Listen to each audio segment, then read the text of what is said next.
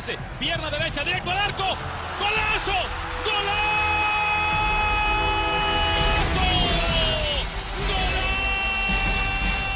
The world of football with a soccer perspective. This is Soccer Today with Duane, Rollins and Kevin Laramee, live on the Sports Podcasting Network. Good day, good night, and welcome to Soccer Today for Tuesday, February 19th, 2019. I'm Kevin Laramee, joined by Duane Rollins as always, and this morning joining us live from Washington, D.C. to talk about Major League Soccer in the CCL tonight. Charles Boehm, how you doing, Charles, today? Doing great. Pleasure to be with you, gents. It's always good to have you, Charles, as the expert of the league as its whole, rather than the specialty that's out there. We talked about TFC yesterday. We talked about Atlanta on Friday. So let's start with the other game tonight. Houston and Gustatoya, I guess it is. Forgive my Spanish. You might be able to correct me there, Charles. I don't know. Is there any reason to think that the Dynamo won't have enough to get past a Guatemalan team? Yeah, I believe it's Guastatoya, but we'll hopefully we'll be corrected on that if we're wrong. Someone on social media will speak up. I am fascinated by the Dynamo being in this competition and approaching it. You know, they were in their olden days they were a semifinalist in the old CONCACAF Champions Cup in their heyday in 06-07 timeframe. I think they're back now, and it's an interesting squad. They are, on paper, I guess you'd say they're the weakest of the five MLS participants. They didn't make the playoffs last year, but they did win the Open Cup. But I and others have a sneaky suspicion that they may be able to play the dark horse role here. And I think it's because, one, this is a deeply Latin American squad that the Dynamo have put together, and it is in large part Central American. There's a big Central American influence. They're the twin Honduran wingers, Albert Ellis and Romel Kyoto, are going to be very comfortable and familiar with the conditions that often torture MLS teams down south. And I think they have the qualities to be able to compete in almost any situation. Now, we won't see this. I don't expect that they'll be dominated necessarily in the run of play by Guastatoya, but if they advance, they'll have to play some pretty talented Liga MX teams.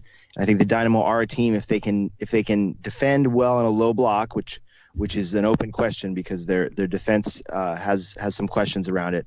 But if they can absorb just pressure even for long stretches, they have those wingers and that speed up top, and a very efficient finisher in Mauro Manotas, the young Colombian. So they can take advantage of transition moments and be dominated in the run of play and still be competitive. Fair enough. I'm curious, you mentioned the Central American outlook of the team, the makeup of the team, I should say. How important is that in a competition like that to have sort of players that have that sort of CONCACAF dark arts to them? It's true, and it's not even, even if you set aside the gamesmanship, which is a bit more subjective, I suppose. But I have heard great stories, even of trips to Costa Rica, which is probably the most developed in terms of GDP and all those sorts of measurements of development. Stories about tarantulas in the bathroom and the long trips that come with this, and all that stuff. Even setting aside some of the dark arts that you mentioned, just the environment. Maybe rutted, uneven qualities of pitch. The experience of being in a high security environment or a higher security environment than you might have at home, the long trips. These guys go back and forth for national team duty, for example, and on vacation. So I think just the little things that can sometimes sort of have a psychological burden to them and kind of wear players and teams down. I think these guys will be much more comfortable with that. And their coach as well, Wilmer Cabrera, is a Colombian American who I think will be well equipped to lead them into these situations. Charles, I'm wondering, it's the second year we have this version of the CONCACAF Champions League with the bracket-style knockout stage in the spring, winter, and it's going to be spring soon. I'm wondering your thought on this format for this tournament. Well, it's fascinating because what they do now is very similar to what was done in the olden days. When I first started covering MLS and covered a few Champions Cup games through DC United, being a DC United beat coverage person, and it's very similar to what we have now. And so there was so much excitement about bringing in the Champions League era. I believe it was 07, 08 or thereabouts, where you had a proper knockout stage, or after you had a group stage, and they kind of fiddled with the group stage. At one point, it was 4-team groups, home and away. So it was a really draining schedule. A lot of extra games added. There was a lot of travel, and then they trimmed it down to 3-team groups, and so they kind of worked with things, and they just couldn't quite find the right mix. Now I think they've at least boiled it down to what the essence of the competition is, the best elements of the competition. So it's funny that they kind of had to go back to the future to do that a little bit, but it seems to be working out, and it's definitely the environment, the markets that we're talking about, the U.S. and Canada and Mexico as well, are more prepared, I think, to consume the product now, and so they tried to boil it down a bit, and I think so far it's working. It adds a little bit of an edge to things. It's never going to be the right time of year because there's no way to get it on everybody's ideal schedule period. So MLS teams continue to face the challenge of being fit ahead of schedule. I do sometimes wonder, especially with the example of Toronto FC last year, whether we're asking MLS teams and their physiologists to do something impossible with this schedule.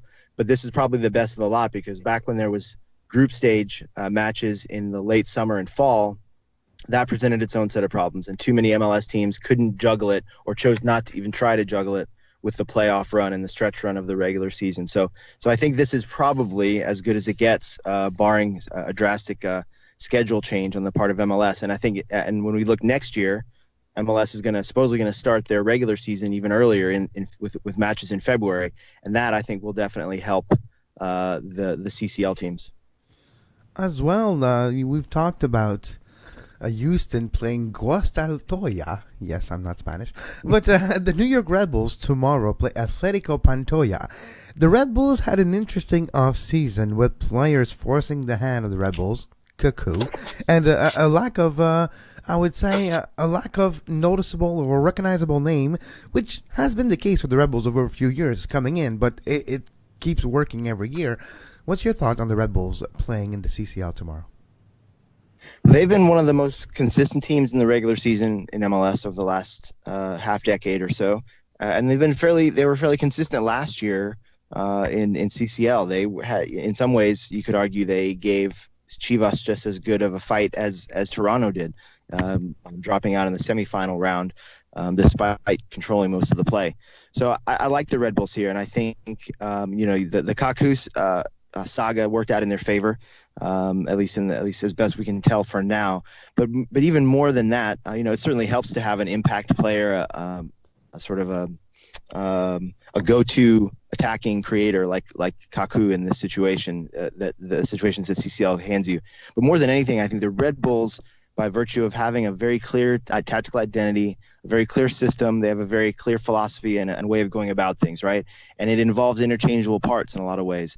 They're comfortable selling off veterans, trading away veterans. They trust homegrown players. They trust draft picks. They get guys into their system, teach them how to play it, and make them better players, and help them, be parts in their machine. And I think that sets you up for consistency, and that includes consistency in CCL. The floor that the Red Bulls have is a higher one than many teams. I think they'll be more prepared. They'll have a clear a sense of what to do and what they can fall back on in pressure situations in the CCL than maybe any team in MLS.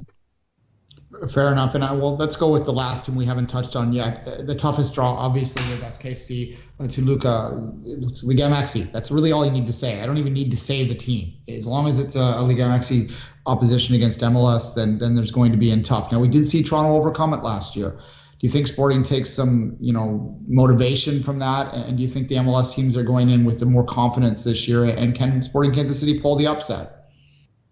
I think they're definitely capable of it because, again, a lot of the things I said about the Red Bulls can be applied in a slightly different context to Sporting KC. A lot of stability there, very clear tactical understanding. They play a 4-3-3 or some derivation of it. They're good with the ball. They've really honed their possession game over the last couple seasons, and they can play well against the ball. They can high press. They can push their lines up the field. and try and grind out games and make it ugly and scrappy.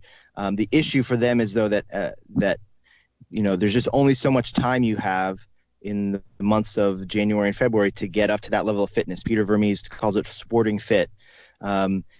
And if you're going to press, it's going to be it's a little bit tougher in this situation where you're not quite at, you're not match sharp, you're not match fit.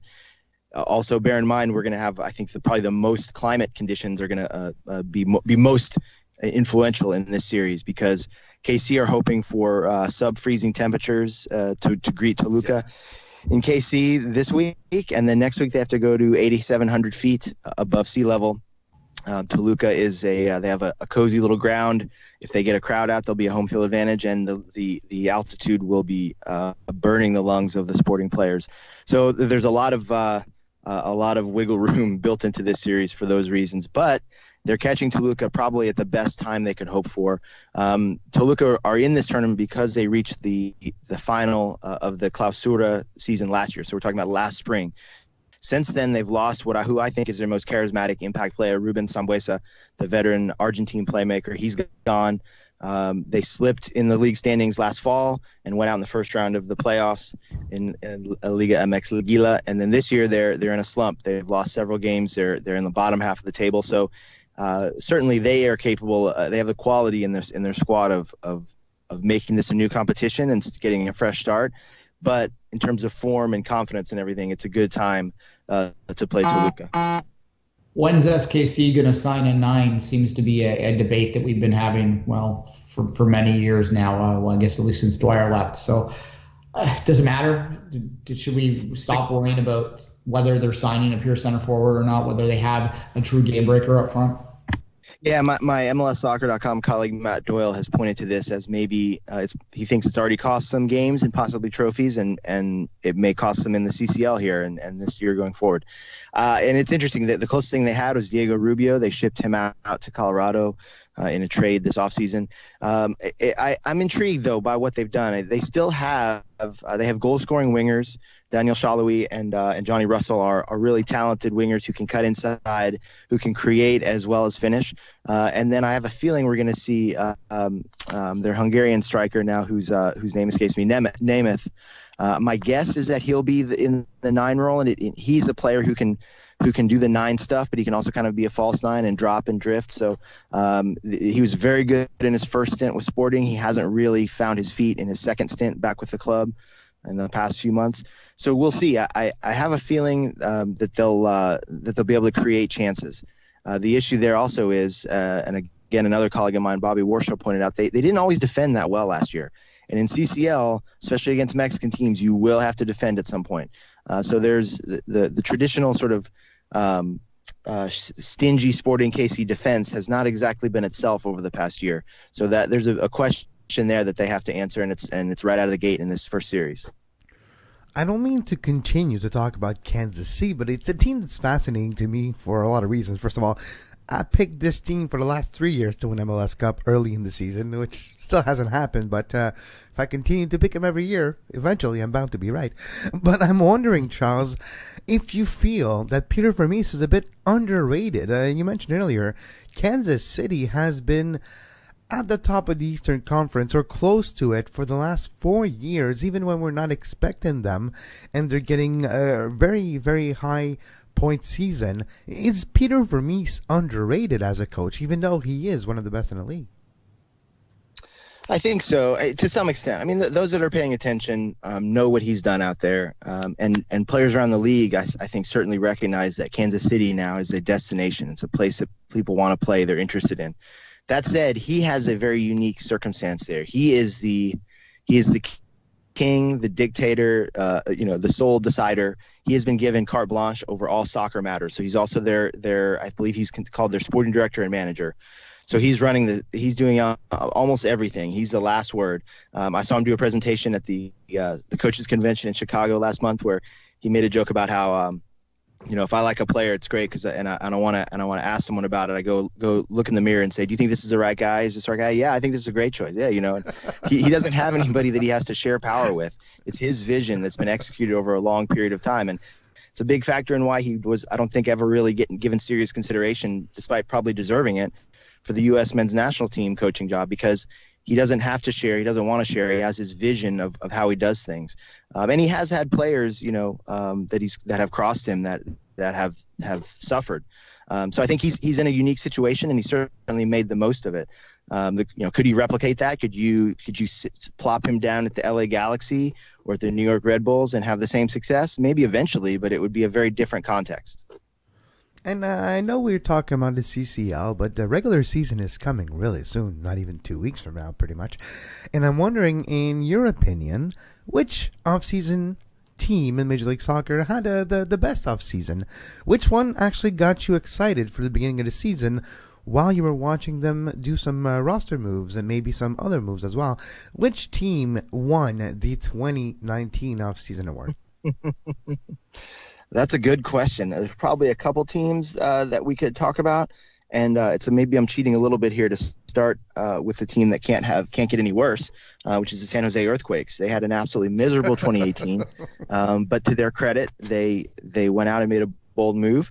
They brought in Matias Pelado Almeida, a very charismatic and talented Argentine manager who is now, since getting that job, has been crowned as the 2018 CONCACAF Coach of the Year for his efforts with Chivas Guadalajara last year. He won the CCL.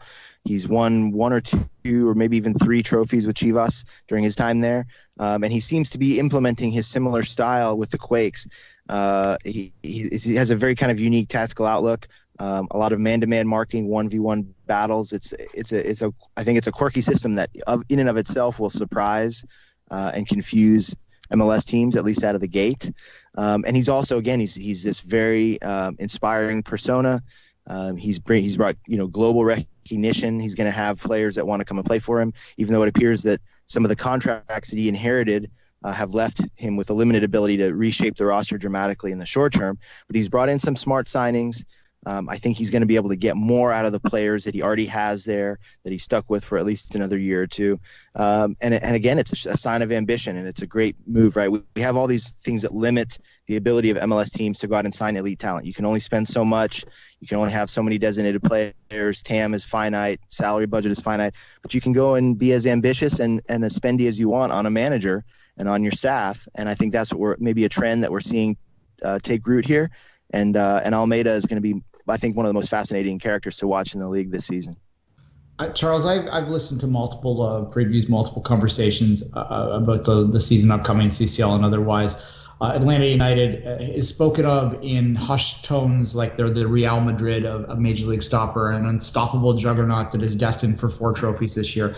Don't tell me why that's the case. Instead, tell me why people might be wrong and why Atlanta might not be as good as people think this year. Change is hard. And change has inevitably been foisted upon them by, and this is kind of the reality that I think is going to be the next phase of what successful and ambitious MLS teams have to deal with. It's great to spend money. It's great to hire good people and sign big time players, but they move on, right? So Tata Martino was a great coach who changed the paradigm in MLS. He doesn't stay anywhere in one place for very long. Miguel Almiron was always going to be moving on to greener pastures. He's done so. He's moved on to Newcastle in a record transfer deal. Now you have new faces that are coming in.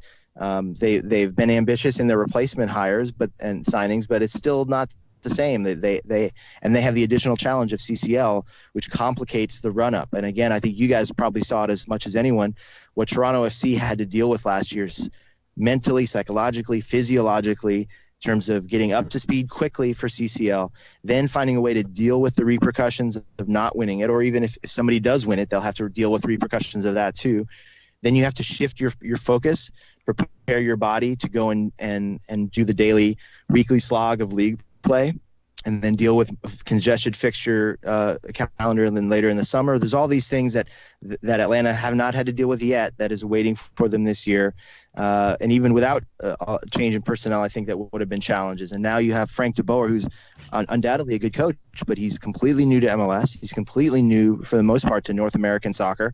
He's got a big learning curve here. So I think there's a lot to deal with for Atlanta, and they haven't really faced that much adversity. So we're going to learn a lot about both them and their fans if things get a little harder for them in 2019. I'm, of course, a little biased in this, but I think one of the most fascinating teams in Major League Soccer this year has to be Toronto FC with the changes they've made, the fact they still have the two big DPs there and a lot of money to spend. I'm in the middle of a tornado of negativity in the city right now when it comes to TFC. A lot of people are angry that the little Italian is no longer there anymore. I want to get an outside perspective on TFC, though. Charles, what do you think's happening in Toronto, and where do you see this team this year? Yeah, it is a fascinating situation, and I appreciated Greg Vanny's honesty in a phone conversation. I think it was with Molinaro or one of your local beats there, saying there's been a fair amount of chaos in the past month or two, and some of that is just the consequences of ambition, right? They spent a lot of money. It brought them trophies. I don't know if MLSE wants to spend that amount of trophy and lose that amount of money every year indefinitely. And this may be frustrating when you compare it to Manchester City and big powers around the world that are perfectly content to lose millions and millions and millions of dollars every year. But the North American landscape is different. So Toronto, and I think you see with the hiring of Ali Curtis as the GM, I thought that was a pretty clear sign that they want to be able to compete, but do so with a little bit more financial coherence, let's say. Ali Curtis has made tough decisions in New York. He learned how to make tough decisions and deliver tough news when he worked for the league offices. And he's already done that with Giovinco, and it's certainly a rough introduction for him to the fan base. I understand Giovinco was popular, and I probably would have been more inclined to keep him around somehow, but we don't know the specifics of those negotiations. And I think at some point they made a sort of a Moneyball type decision on Giovinco, looking at his health, his age, his productivity, and just what diminishing returns would have come from paying him a similar amount to what he was making before. You know, it's from a CCL perspective, we'd have loved to see them try and keep the band together at least till the summer. But if you keep Giovinco till the summer, he's leaving for free. He's leaving for nothing. And again, the transfer markets, the realities of the transfer market is assets cost money, assets have value, and they depreciate over time. And so they made the decision that most teams around the world have to make in that situation. You fish or you cut bait, and they had to cut bait on Giovinco. And we will see how they handle Altidore. If they let Altidore go for cheap or nothing, I think we'll know a little bit more about what the near term looks like for Toronto FC. But Ali Curtis is a smart guy, and if he is charting the course, it will look different from Bezbatchenko's. But I think there's still reason to be optimistic that it will be a competitive side. Charles Boehm, national writer for MLSsoccer.com and U.S. Soccer Players, amongst other places. Thank you so much for your time today, as always, Charles. Always a pleasure to chat with you, gents. And we'll be right back after this short break. You are listening to Soccer Today. Follow us on Twitter at Soccer Today SPN and like our Facebook page, facebook.com/Sports Podcasting Network. You can find the podcast version of all the shows we do on iTunes, Apple Podcast, Google Play Store, TuneIn Radio, iHeartRadio, and anywhere you get your podcast. And we're back on Soccer Today. Thanks to Charles, as always, for his time today. You can follow Charles on Twitter at CBOEHM, at CBOEHM. And he's a great follow. Make sure you do follow him. You'll learn all about Major League Soccer as a whole with a little insight on DC and its best places to go. Duane, we're back. And you know what we haven't talked in a long time? Yeah, we haven't talked about Pozuelo in about 23 hours. I'm kind of in withdrawal of TFC and Pozuelo talk. Hold on, I got something set up here. Just a sec. Yeah.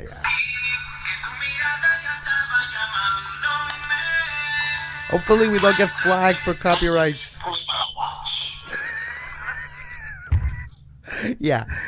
So if you didn't know, between Duane and I, who creates the bumper usually, well, it's not Duane. That's on my phone. I recorded the YouTube video on my phone. Anyway, I thought that was fun. Pozuelo watch.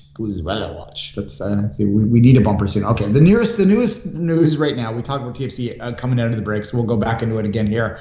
And I think that the thing about evaluating TFC season is you really do need to know what they're going to do with the money before you can really evaluate where they're going to be at the end of the year. We can talk about them in CCL, and I think Kevin and I might go through our CCL thoughts in general in a minute here anyway. But in terms of the season as a whole, we need to know what's happening with Pozuelo. And what's happening right now, and Pozuelo was clearly the target. And I think, from having watched him a couple times, and let's be blunt here, I've watched him a couple times, but it does meet with all of the scouting reports you read. When you watch him with your eyes, they match, right? This doesn't seem like an exaggeration. I think this guy would walk in as an MVP caliber player in Major League Soccer from what I've seen. But whether they get him or not is the question. And right now, TFC Brass it's being reported in Belgium this morning that TFC Brass has flown and is in Genk right now. They are negotiating still.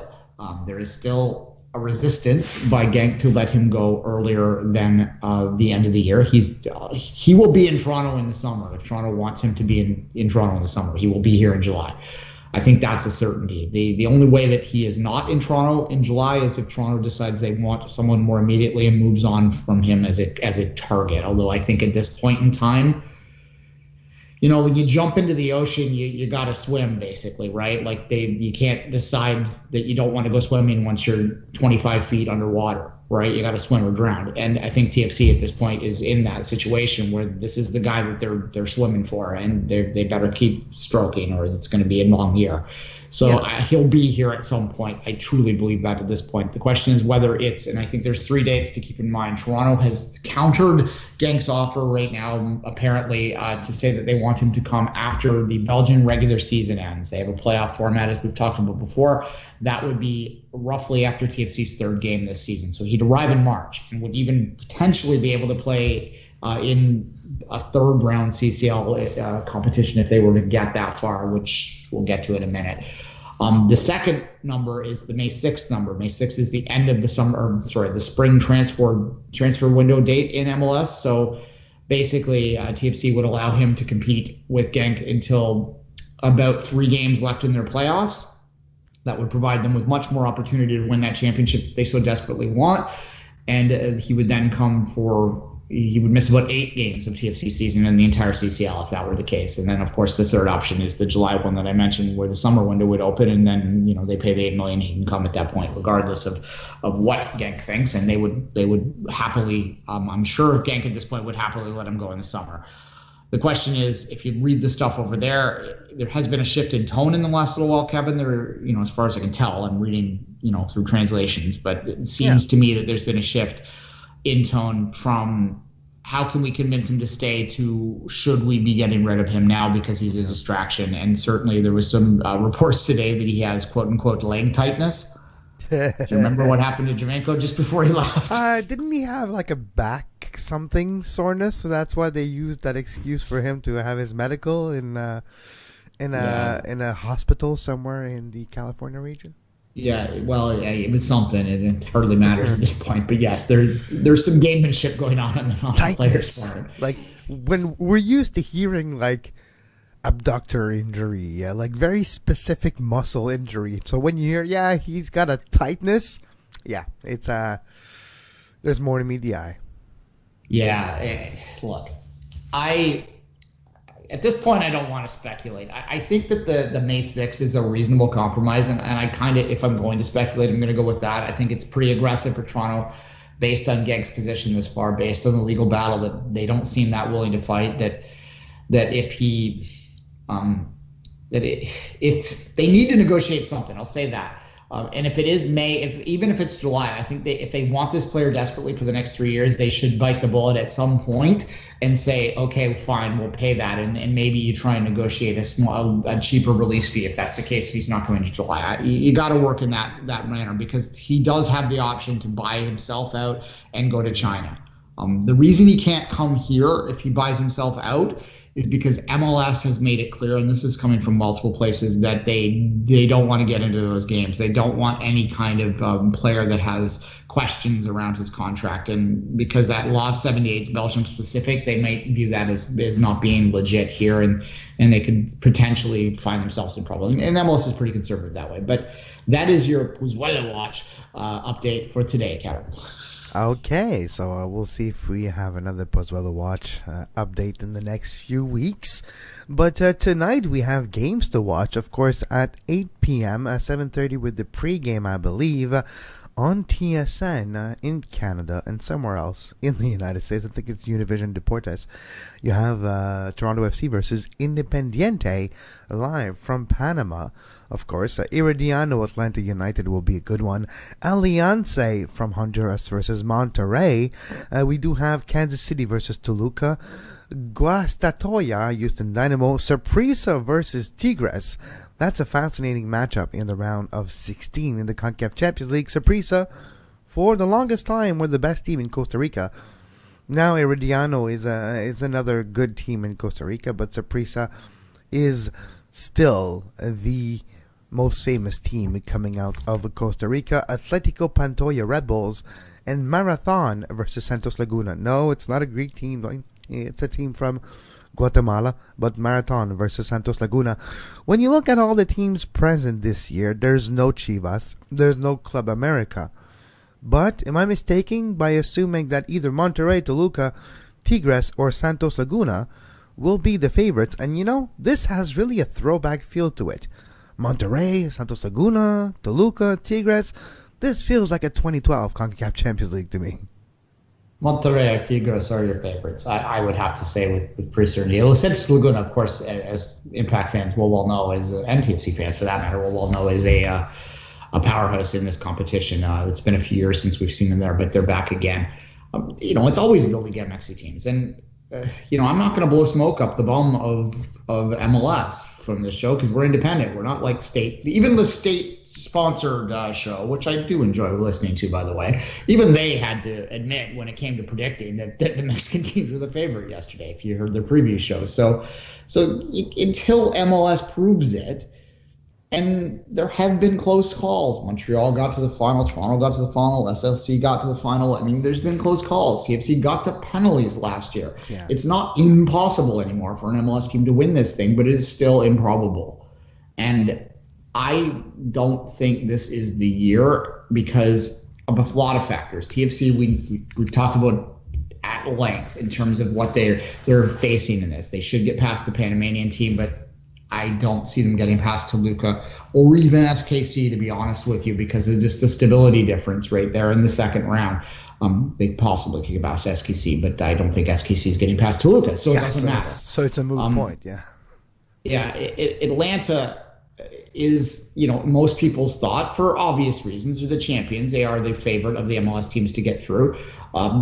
But they have so much changes. And look, I don't mean to crap on Atlanta United. And people might think that I'm like some kind of AU hater out there. I tend to like teams to earn their history a little bit more, but that's neither here nor there. That's more me being jealous, I guess. But in terms of the actual team, I was gonna say maybe a bit of jealousy, or just like you wish someone would go through the hardship to appreciate a championship a bit more. I wouldn't call it jealousy. I would just call it maybe wishing somebody would eat their black bread a bit more to enjoy the fresh bread when it's out of the oven.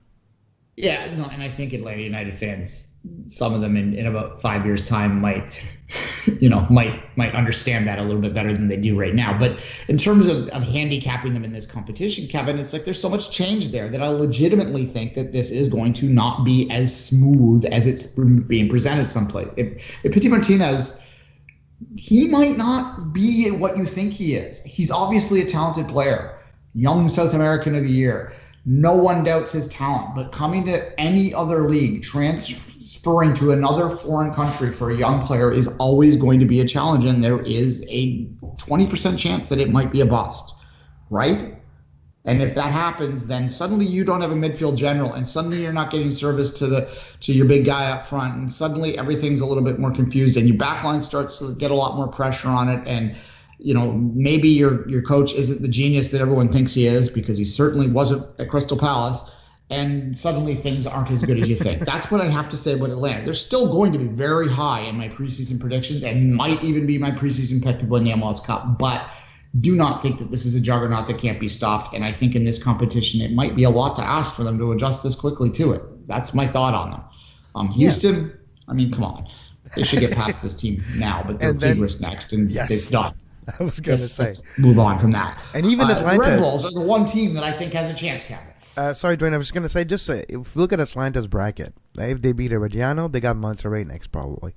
So just to beat Monterrey, it won't be easy. And then in the other bracket, you'll have either Toronto, SKC, Toluca, or Independiente. We'll see. But Toluca could come out of that side too, and you can have a semifinal of Monterrey and Toluca. So for Atlanta to get there, it's not going to be easy.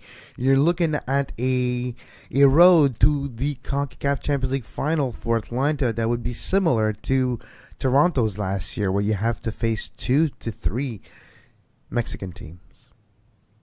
Yeah, and look, I saw Toronto's firsthand last year, up close and personal, and a lot of players played out of their head in that competition for TFC to do it. They had to have perfect, and they didn't have perfect luck, because if you think back to the Chivas series, they were, Bradley was the start of the problems with the injuries at the back line. Josie was not healthy. We all knew. We were saying at the time that Josie was playing on a broken leg, basically, in that competition, and we paid for it the rest of the year, right? So that's how you have to do it. And then you question, if you're drawing 70,000 a game in Atlanta, honestly, at some point you might look at the CCL and go, do we want to run for a brick wall if it's going to mean that we're, going to have a TFC? And maybe they don't fall completely off the map like TFC did last year because they're a little younger, but do you want to risk that? Because as much as people don't like to hear this message, the people that love the CCL, I keep putting it out there. The average fan doesn't care, or at least doesn't care as much. And if you struggle in the league, you're going to struggle attendance-wise. And if you don't want to bust that party in Atlanta up, and I'm, the Atlanta fans are going to be okay with them dropping out of this competition against a Liga MX team, because they're going to understand, most of them, that this is their first time in and they were learning it, and maybe next year they'll be able to set up to go better in it. That's going to be something that's okay, but they're not going to be as okay if they drop off in the league. So are they willing to run through brick walls like Toronto did last year? I don't know. Maybe. If they are, maybe they have a chance. But the Red Bulls, to me, Kevin, to go back to that, it's because they're so damn consistent in it. And they arguably were the best team in the competition last year. And that Chivas series, if you remember the second leg, they outshot them 21-1 in the second leg.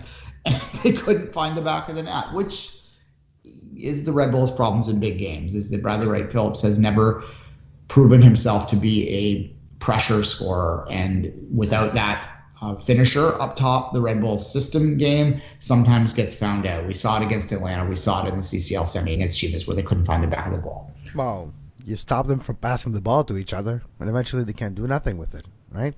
You suffocate their own passing, and you make them play in their own half and not be able to break through. And we've seen this happen in the playoffs last year, like you mentioned. But it'll be a fascinating week of Champions League, because there's regular Champions League this afternoon too, and we might touch about it more tomorrow with some results.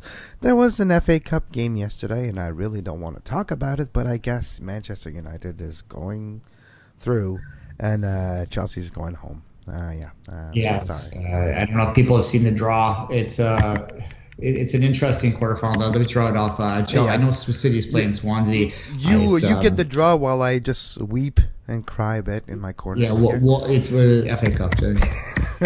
So, while Duane gets the FA Cup draw, what's going on with Mauricio Sarri? That's a good question. I don't know what to say. I'm just like, can we get, patience? Can I bottle up patience, Duane, and send it to Chelsea upper brass there, the front offices? Have some patience and choose a manager that's going to be there for the long run. Anyways, doesn't look like Sarri's going to be back next year. We'll see. There you go. All right, Millwall, Brighton, Watford, Crystal Palace, Swansea City, Man City, and Wolves United. That's your quarterfinal draw right there. Could be a lot of people are saying there might be a chance that you get at least one. There's a good chance that at least one upset team will be in the finals. Although, Wolves? Unless they draw each other, it looks like a United or a Manchester derby might be the destination. Yeah, it could be, or we can have a Wolves upset. Manchester City has to keep an eye on the Premier League and has to focus on the Premier League. But I think their squad is deep enough to be able to play and battle on 3 fronts and not just 2. I think City's big. I think City has enough to get past championship opposition. Yes. Well, Wolves is Premier League, so we'll see. Well, that's United's playing well. Okay. Wolves. Who's City Swansea playing against? is Man City. Oh, yeah. It's true. I keep forgetting that Swansea got relegated, And you know what I think about when I hear Swansea? I know it's very 2012, 2013 like, but Michu, whatever happened to him? Whatever happened to that? I know. Michu? He was like one of the best Premier League players about 5 years ago. Yeah, that's the year Swansea finished top half. Yeah, no, I had him in my fantasy picks the next year. I'm terrible at fantasy though, so don't ask me questions of that. Well, I am curious to do fantasy Canadian Premier League. I think I might do okay in that for the first few months. Yeah. And there's not as many games and there's not as many players, so we're good. Yeah. We're gonna, if there is such a thing as Canadian Premier League fantasy, we're gonna create a league. Yeah, no, there is. They announced it. Larson said on Twitter that they're going to have a fantasy league, which is going to be hilarious because who's going to handicap that? You don't know who some of those guys are. Who's going to be the data reference? The person who makes sure that we know that this guy from the third division in Lithuania scored 28 goals in 36 games last year to handicap his potential for this year. Well, It'll be fascinating. Keep an eye on Canadian Soccer News for a scouting report of every player that's been signed so far to go up in the next couple of days. So there you go. Well, there you go. Oh, and by the way, that Marcel de Jong signing is happening tonight. It's been confirmed to me. So there you go. Marcel de Jong signed to Pacific Pacific FC later tonight. I know a few people from Vancouver, Xavier and other. Xav, hello Xav. Xav might be happy tonight if Marcel de Jong does sign for Pacific FC, and that'll be fascinating. But on that note, we'll be back tomorrow with more of the world of football with a soccer perspective. We'll talk about the CCL games that will happen tonight, tomorrow, and we'll talk about the preview, and we'll go through the Champions League proper, the UEFA one, tomorrow as well. And as always, you can follow Duane on social media at 24th Minute, myself at Kev Laramee. And if you like what we do, you like what Duane and I do for Canadian soccer, regular soccer, make sure you go to patreon.com/sports podcasting network. If you pledge $2 a month and more, you get access to the Two Solitude Soccer podcast, the Canadian soccer only show that is exclusive to patrons, where Duane and I cover the Canadian Premier League, the Canadian men's national team, and other topic of the Canadian soccer landscape. And you can have it all for $2 a month, cheaper than one coffee for at least 2 hours worth of audio every month. It's truly worth your while, and we appreciate your support. And if you want to give us a like, a follow, a share, a subscribe, make sure you do so on YouTube, on Twitter, on Facebook, and anywhere you get your podcasts. But as always, until tomorrow, have a great soccer. You can find the podcast version of all the shows we do on iTunes, Apple Podcast, Google Play Store, TuneIn Radio, iHeartRadio, and anywhere you get your podcast.